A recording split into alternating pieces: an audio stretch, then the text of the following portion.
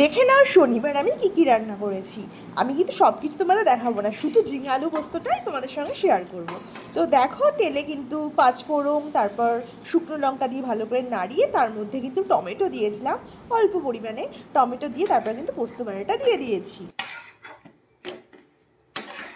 তারপর দেখো ঝিঙে আলুটা মশলার সঙ্গে ভালো করে কষিয়ে কিন্তু দিয়ে দিলাম লবণ, তারপর একটু জল দিয়ে ফুটিয়ে দেখো তোমাদের টেক্সচারটা কীরকম লাগছে অবশ্যই কিন্তু কমেন্টে জানাও।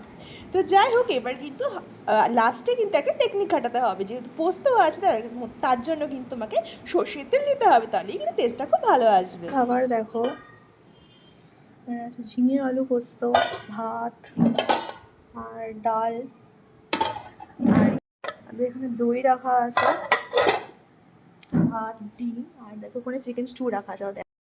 আর দেখো এখানে চিকেন স্টু রাখা আছে, এটা কিন্তু শোভন করেছে। চলো চলো বাই।